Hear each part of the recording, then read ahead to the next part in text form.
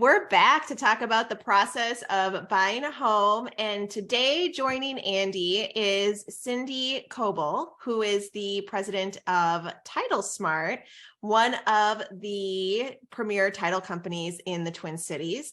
And she's going to share a little bit about the process of buying a home once you hit the title stage. So welcome, Cindy. Thank you. And I'm actually the CEO. TitleSmart has a new president as of January of 2021. Oh my gosh. So congratulations. She took over as president in January and helping me run the company, so I don't have to do it all by myself. That's great. Yeah. Well, you know, she's being nice, but she's also an author and does all kinds of stuff from coaching to you name it. I mean, just a great asset in the real estate industry, and we're lucky enough to get her on the show today. So thank you, by the way. You're very humble with what you bring. Thank you. So how do you two know each other? I know you guys go back kind of a long way. Well, we met through Chris Rooney. I mean, we met through the real estate radio hour, basically. Okay. Yeah. So back again, everything evolves around that old CCO show, you know. It was a great thing. We were just talking about this before we started recording, as we had a neat deal going there where for years, I mean, it was 11 years.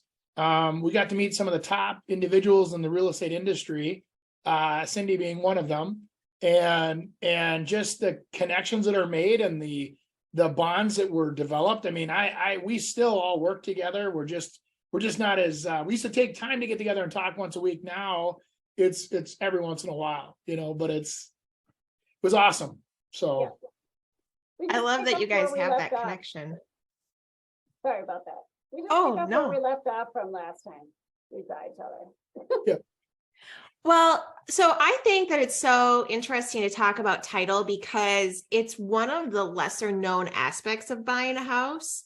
And it's one of the, probably because of that, it probably feels a little bit more confusing for a home buyer when they're going through the process. So maybe a good place to start is just to explain what is title and what does it mean for you in the home buying process? Well, okay, so a title company, I like to say we do more than just titles. We are the escrow settlement company. So when a purchase agreement is written with the realtor and with the buyer and seller, then it's brought to us. And it's really up to us to make sure that we're bringing everything together and doing a settlement that is based on the intention of the parties. So the key thing would be is we're preparing things for closing, and one party or the lender will say, oh, we have to, have the seller pay closing costs. My job is to look at the purchase agreement and say, does the purchase agreement say that? And if there's something that comes into question, I have to go back and think, okay, what is the intention of the parties? What do they really want here? And then I have to get that clarified so that when they come together for that culmination of settlement, that everything is what the parties are agreeing to and thinking should happen. And part of that is also we send researchers and we do online research to the county. We search the title. We make sure that everything is clear and ready to be transferred to the new buyer. We handle all the money that's exchanging between the parties and pay out everything. That's called disbursements. And then we record the transfer. So after we record the transfer, then we ensure that if somebody was to come back and make a claim against ownership on that property, the title company can therefore defend the title for the new buyer. So it's more than just signing a bunch of papers for 25 minutes. Right, but we want to make it look really easy. So we really want to have that image of you're going to come and sign a few papers, get your keys, and leave and take a picture and be happy. Yeah, it's the one thing that a lot of customers have when we're going through this process is they say, well, why do we have a closer? What's a closer? And they don't understand the detail work that's done. They assume that's the person where they have an office, we all get together, sign everything, and then it magically happens. And I always say, when you are done with the closing, and you don't know what the title person does, they did a great job because they made it so smooth and so easy that you didn't actually have to spend the time to say, what do you do again? how do you do it, and so what really is important there is like when I do my own personal transactions, you look at like what they can do for us behind the scenes too, is just like ensuring that the title is clear, that we can actually have first position on that title, or that there's nobody else in the incumbency or having liens, judgments, whatever against that property.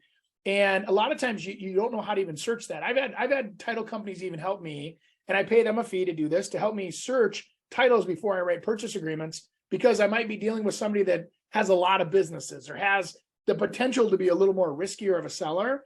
And so there's a lot of very proactive things that title companies can do, beyond just autographing a bunch of papers with you.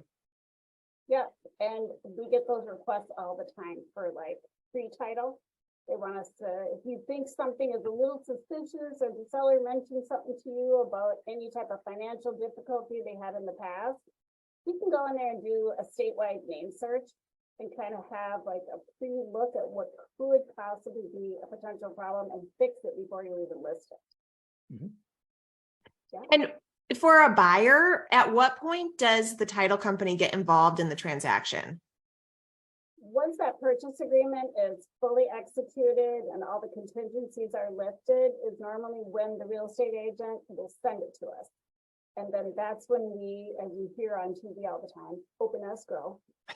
And we open the file and we start communicating with all the parties to find out, okay, what time do you want to sign? What time do you want to sign? The purchase agreement says we're closing on this date, and just organizing things and doing the searches. And a lot of times there may be a little title issue, like somebody paid off their mortgage or refinanced their home, paid off their mortgage, and that old release, that the lender has to prepare a release of that mortgage and send it to the county to get recorded, and they won't do it, or it'll get rejected because they had a typo.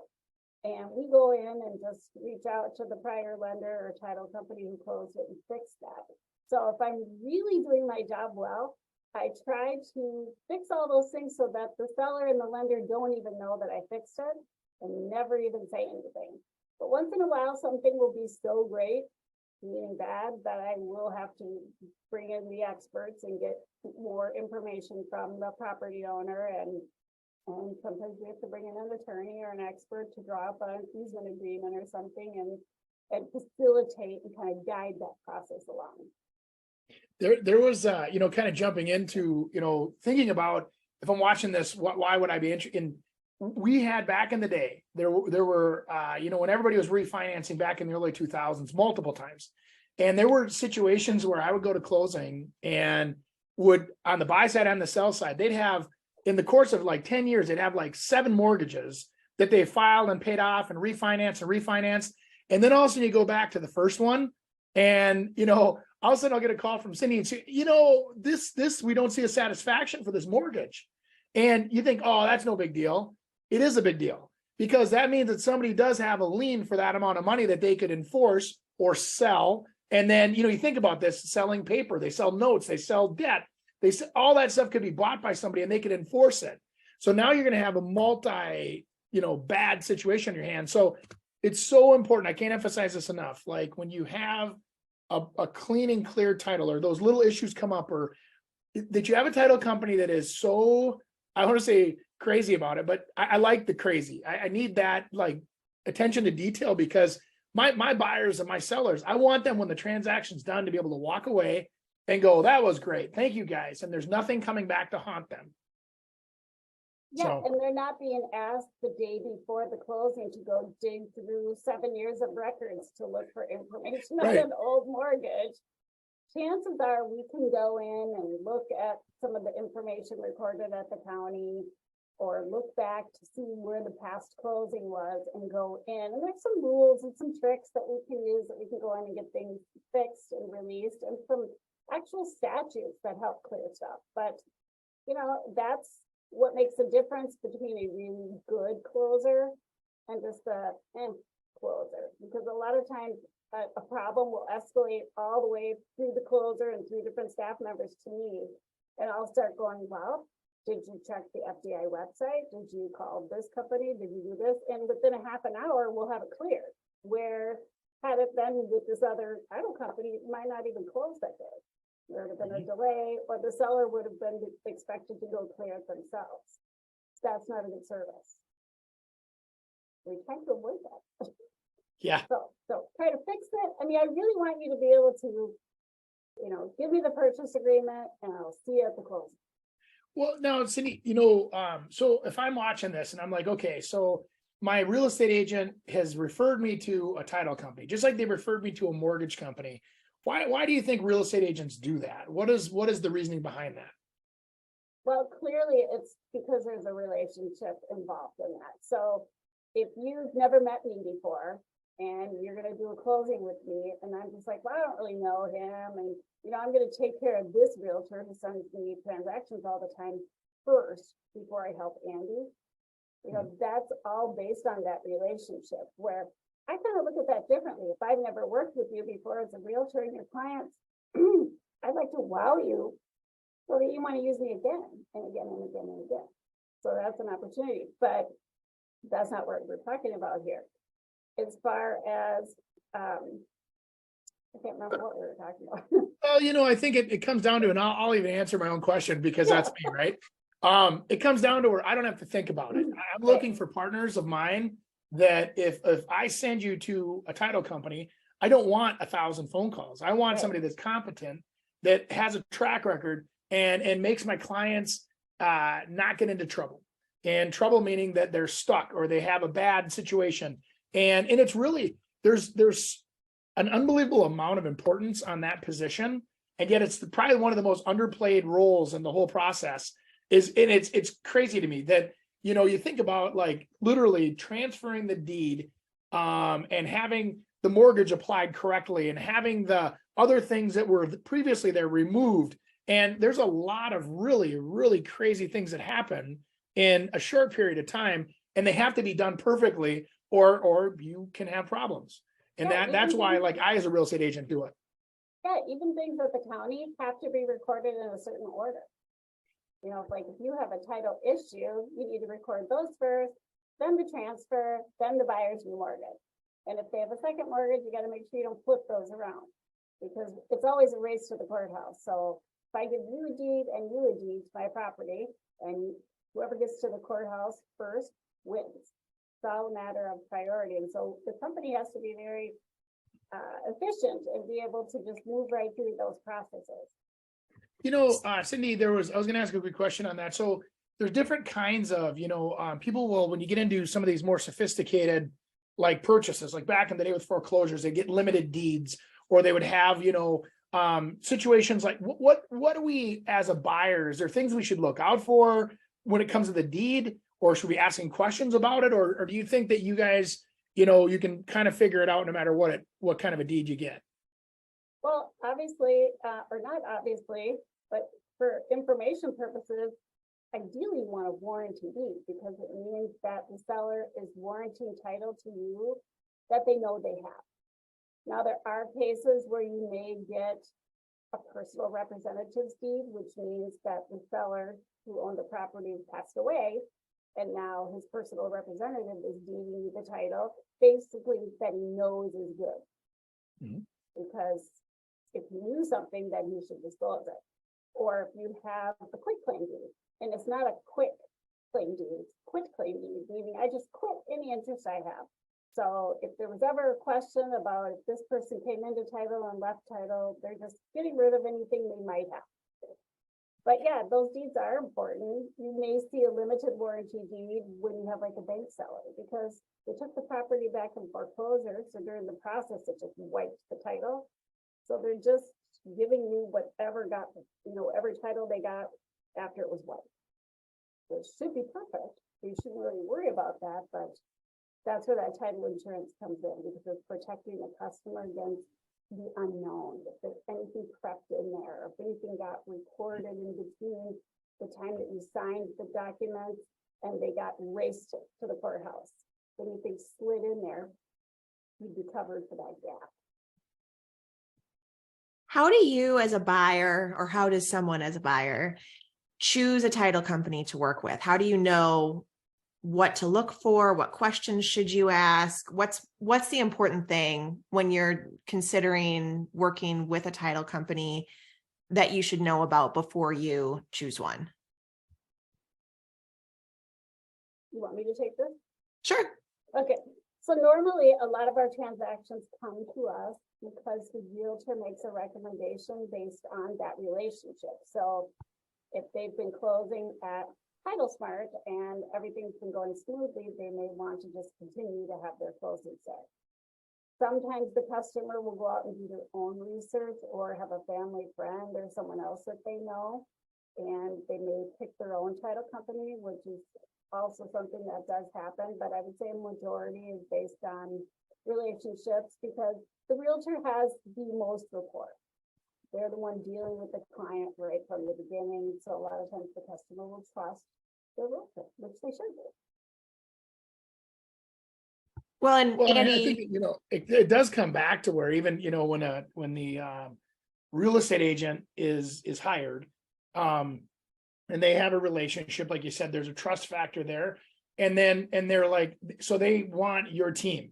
And so it's very important as a real estate agent, even real estate agents that watch this, to have, credible referrals, because from inspectors to lenders to title companies to, home warranty companies, all of those referrals reflect you as an agent.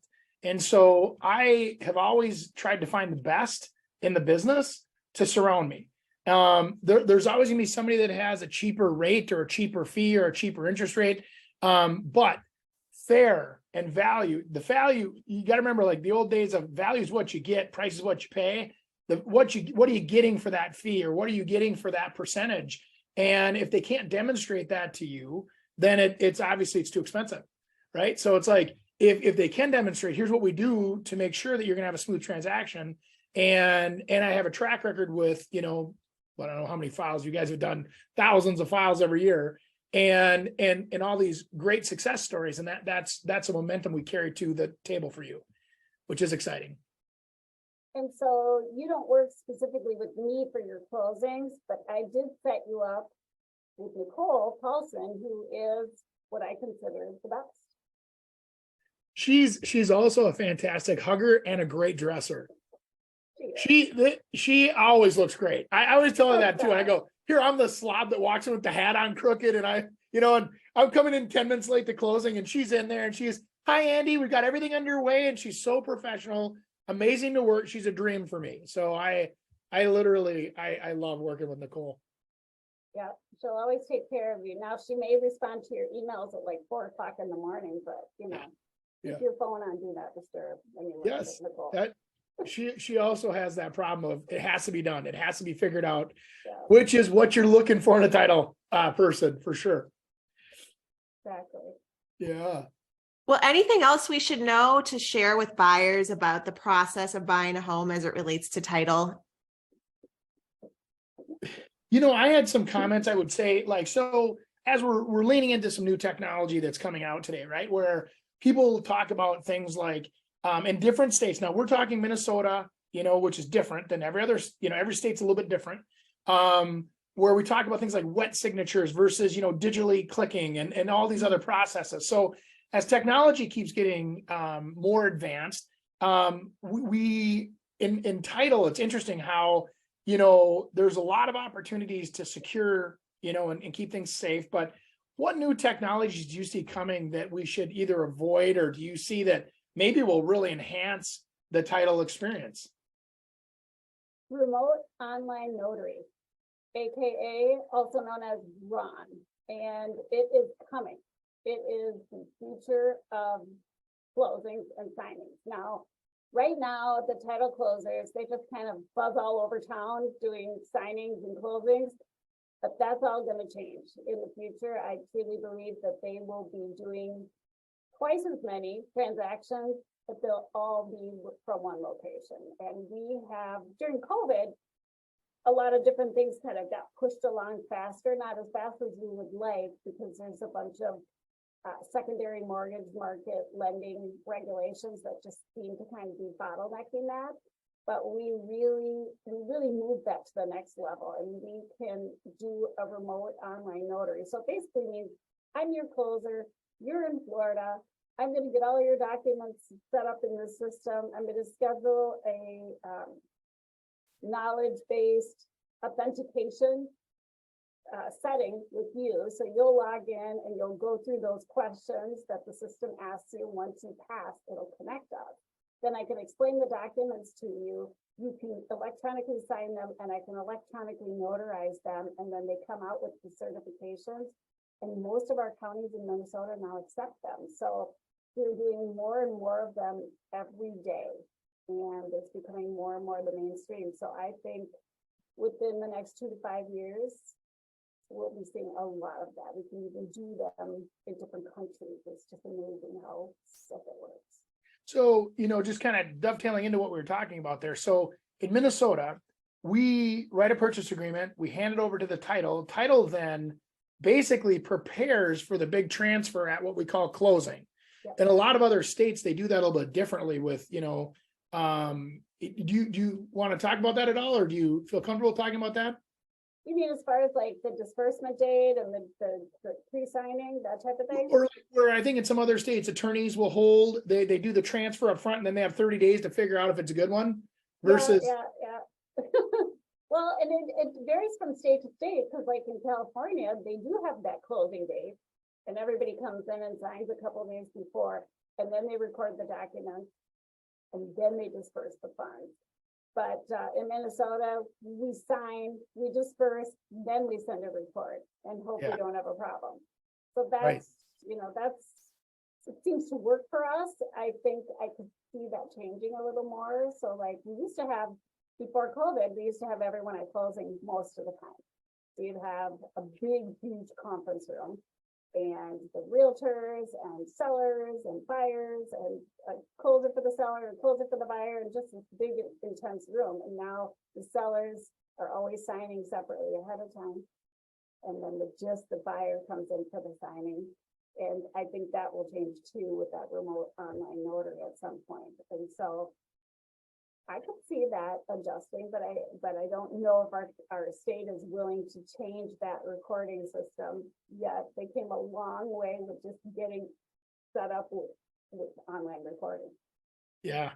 Well, and I've heard some rumblings about things like blockchain technology that are coming too, where the documents are locked and can't be, interfered with. And so there's some cool stuff coming. Yeah. I think that, there's some neat stuff that's around the curve.